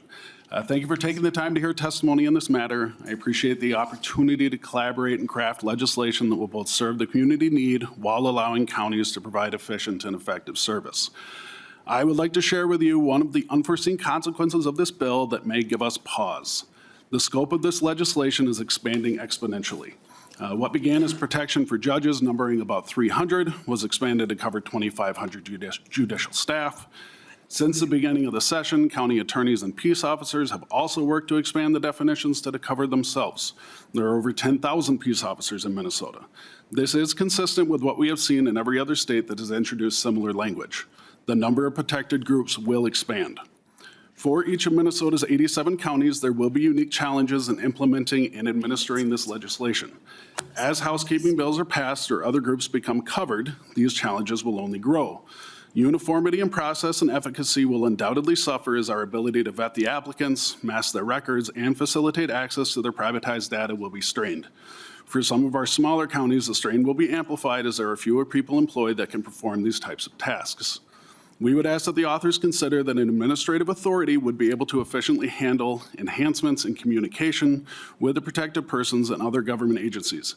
As Safe at Home is overseen by the Office of the Secretary of State, so too will this program need oversight. Thank you for the opportunity. I look forward to continuing to collaborate on legislation that will allow local governments to efficiently fulfill the needs of those needing protections. Thank you. Thank you for your testimony. And then we have Nathan Zacharias. Welcome to the committee. Thank you, Madam Chair. My name is Nathan Zacharias. I'm the Technology Policy Analyst for the Association of Minnesota Counties. You have a very detailed letter in your packets. I won't belabor much of what's been said already. We are concerned about precedent setting in the broader sense. A lot of other public employee groups have come up and asked perhaps for similar protections, and we anticipate many more in the future. And as was already said, we are very concerned about our small rural counties. We struggle with workforce retention and recruitment, keeping employees in these offices to do this work. It's laborious, but important. The threats are real, and we do think that everybody should feel safe in their home. With that, I'll conclude. I know the committee is on a tight timeline, but we do appreciate working with the judges and the other groups on the stakeholder process and want to continue to do so to refine that scope. Thank you. All right. Thank you for your testimony. Thank you for being quick, and thank you, Representative Curran. And I know that the advocates and the folks with concerns are going to keep working together because this is a real problem that does deserve a real solution. And with that, I'm going to lay over House File 2127 as amended. Thank you, Representative Curran. Representative Feist, House File 104, Representative Feist is going to move House File 104, that it be placed on the general register, and there is a DE3 amendment. And Representative Feist, I assume you want to move the DE3 amendment? Yes, Madam Chair. The DE3 amendment gets the bill into the shape that we'd like, and it also incorporates really helpful input from Representative Hudson, making language around mandated reporters more explicit. And All that is right. at line 1.17. Okay, so Representative Feist is moving adoption of the DE3 amendment to put the bill in the order in which she'd like to discuss it. All in favor, please? Please, okay, well, let's adopt the DE3, and I know there's an A1, and we'll adopt that afterwards. So all in favor of adoption of the DE3, please say aye. Aye. Opposed? Motion prevails. The DE3 is adopted. And then the A1 amendment to the DE3 that we just adopted looks like it makes a technical change. Correct. So Representative Feist moves the A1 amendment to the DE3. All in favor of adoption of the A1, please say aye. Aye. Opposed? Motion prevails. Okay, go ahead, Representative Feist. Forgot my notes, and I'm just grabbing them.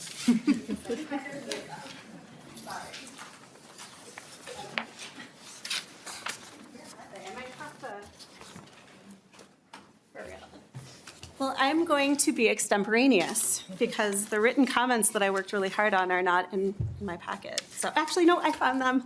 You don't have to hear me be extemporaneous. I am pleased to bring House File 104 to this committee. It has two bipartisan or Republican authors in the Senate, and I've really appreciated the engagement by my Republican colleagues on this bill in the House.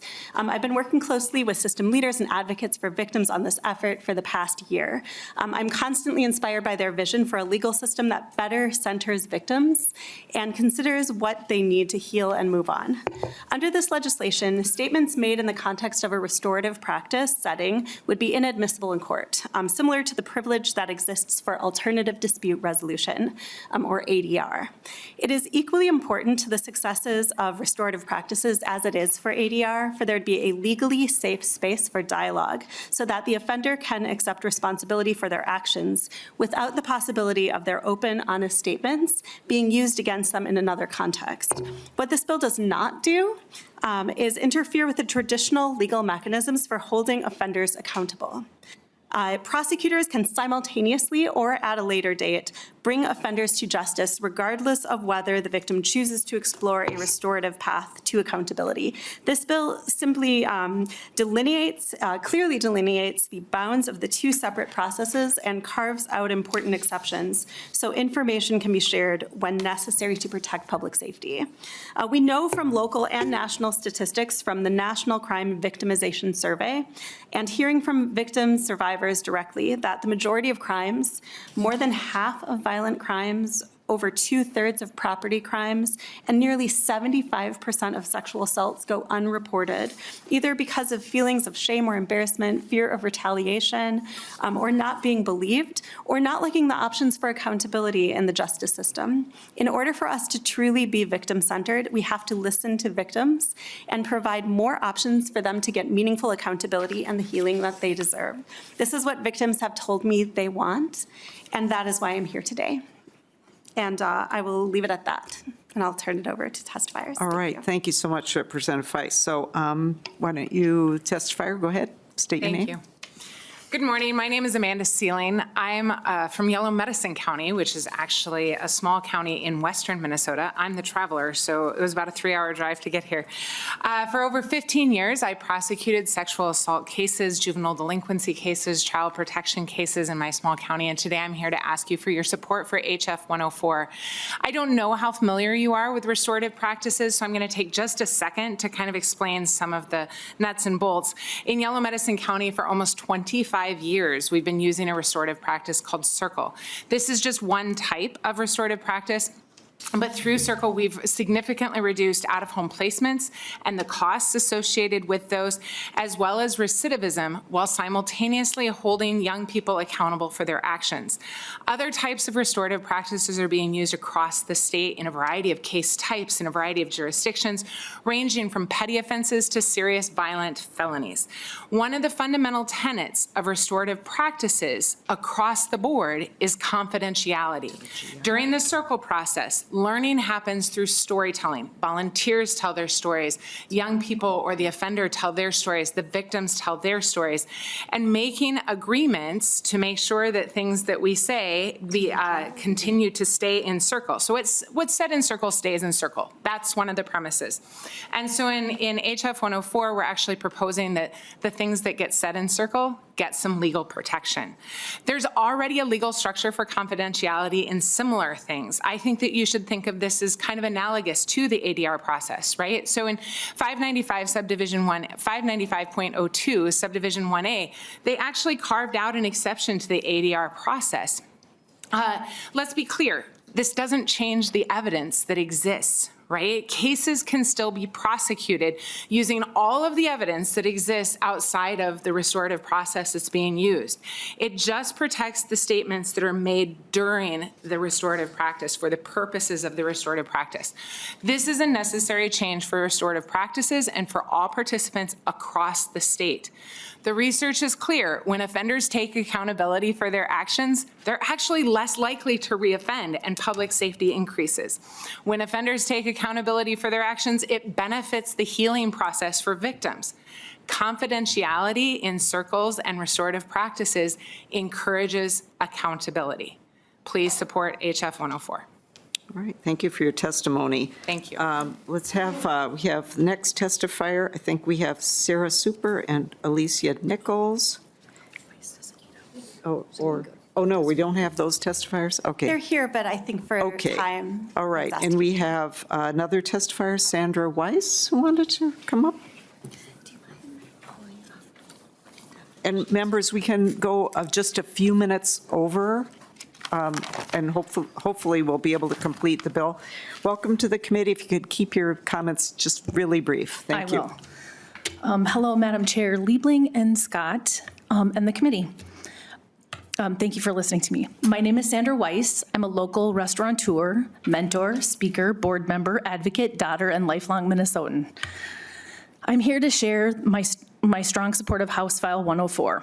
As an adult in my 40s, I was attacked in the dark and raped like an animal by a known acquaintance. House File 104 is a tool for victims like me to mitigate our needs after such a vicious violation. This bill can foster reclaiming consent, apologies, and maybe even forgiveness one day that deeply matters. The tool can help both sides understand, make amends safely, and possibly heal. This tool is not for everyone, but will be invaluable for those that choose it. Our existing tools aren't working when a 40-something woman who is educated, successful, sober, and who's a cop's daughter does not feel comfortable reporting. If she questions she will be believed, who can successfully report? The terror of wondering if traditional reporting will actually help her or further devastate her life and the person causing the harm is a spirit-crushing reality of sexual assault reporting. That is why so few people report. Immediately after an assault, shock floods your body. Even brilliant minds fall victim to their faculties, failing them after sexual assault. It's a blur. Your worldview is immediately off kilter. Traumatic shock is a defense mechanism that helps protect your brain and body. It's accompanied by a range of physical and emotional symptoms, numbness, confusion, disassociation, and time and space seem foggy.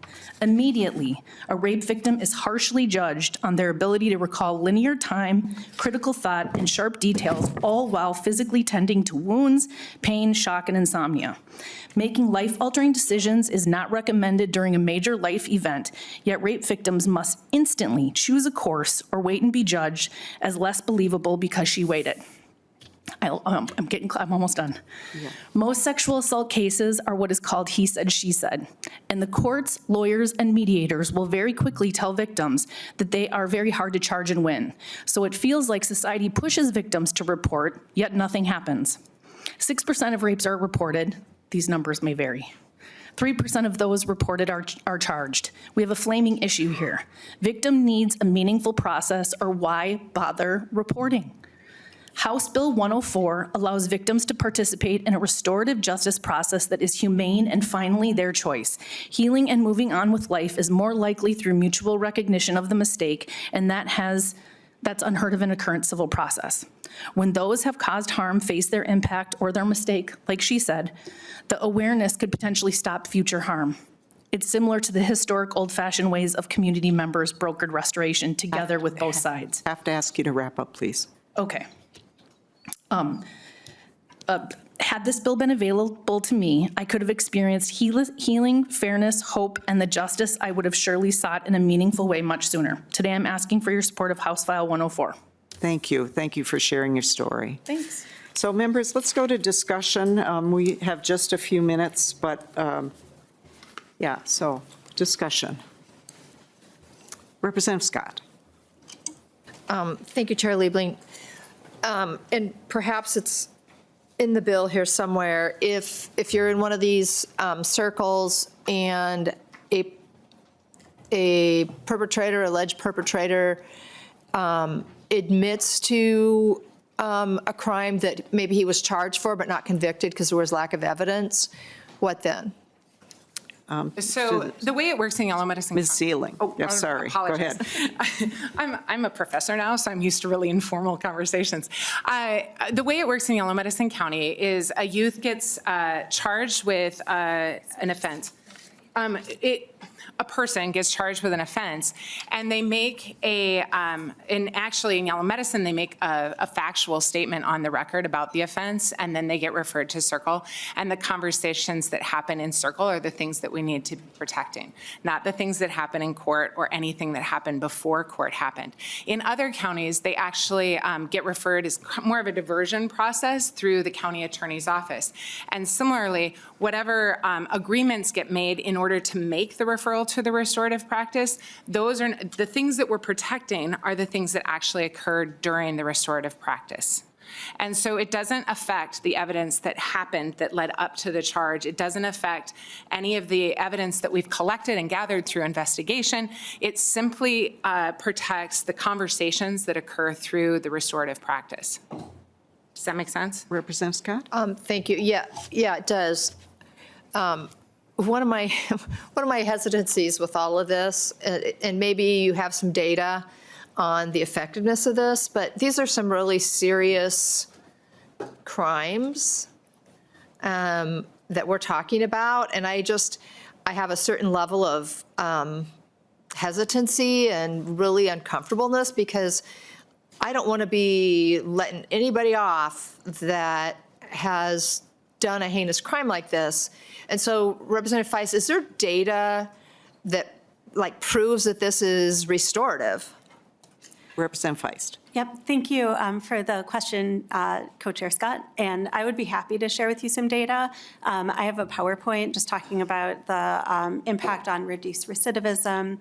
I think really remarkably, when you look at data around victim, it's kind of a weird way to phrase it, but like victim satisfaction, but off the top of my head, I believe it's like 94% of people who have been harmed who turn to a restorative process feel that that process met their personal needs. And I think 24% off the top of my head, but I think I'm right, 24% of victims see the traditional legal process as something that was healing and met their needs. So I think that it's very clear from the data that restorative practices are what victims want, but there is also really good data around reduced recidivism, reduce incarceration as a result. And Yellow Medicine County is so amazing because they founded their department, I think 2001, and you've been in one-ish, and you've been involved since the beginning. And so we have really wonderful data in Minnesota, from Yellow Medicine County in terms of how it's impacted their, cost savings from reduced out-of-home placement specifically for kids. And I'll turn it over if you have anything specific to add. Professor Sealing. Thank you. I actually wanted to affirm and validate those concerns because those were the same concerns that I had 24 years ago when we first started this process. I was a baby prosecutor, and the idea of turning over my case to the community to handle it terrified me because I didn't think that they'd be public safety oriented enough, and I didn't think that they'd do enough to protect our community. And what I found is that I was wrong. I was simply wrong.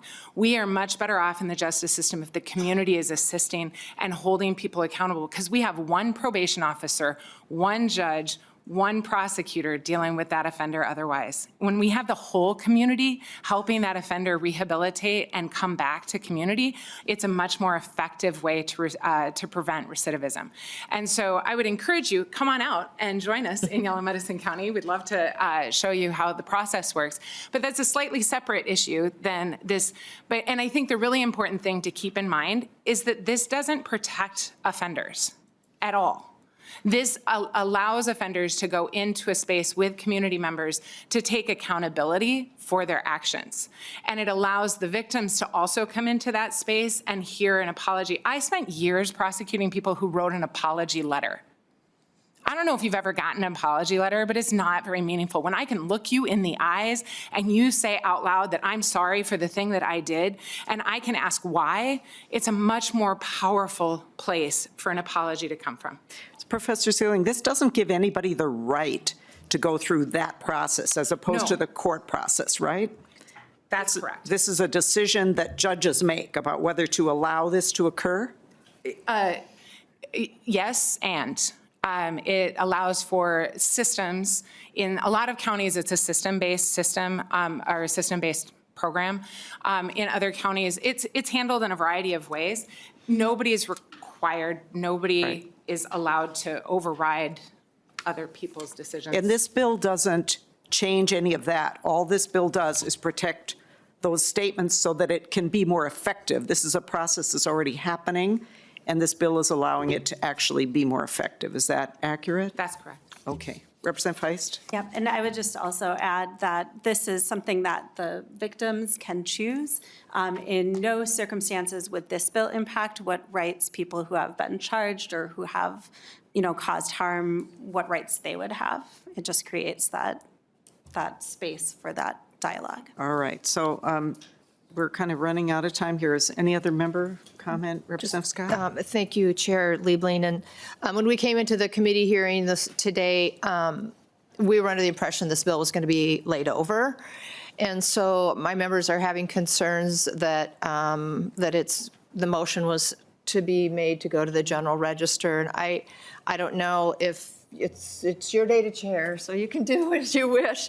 But I think some of our members have concerns, and so I will just say that. All right. Well, thank you, Representative Scott. What I would say is, I think the author wants to vote it out of committee today.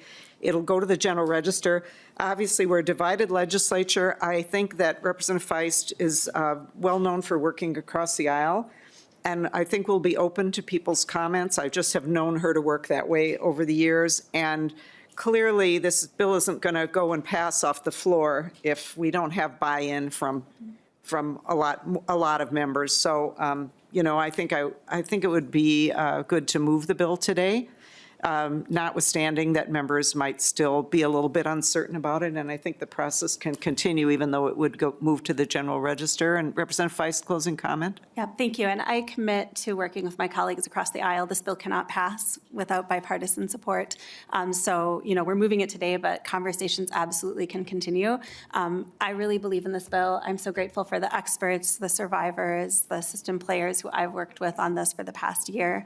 And I would be really grateful for your support today. Thank you. All right. With that, Representative Feist renews her motion that House File 104 as amended be placed on the general register. All those in favor, please say aye. Aye. Opposed? No. The motion prevails, and the bill is on its way to the general register. Thank you. Thank you So with that, members, apologies to those bills that we didn't get to. Those will get placed on a later agenda, and we are adjourned.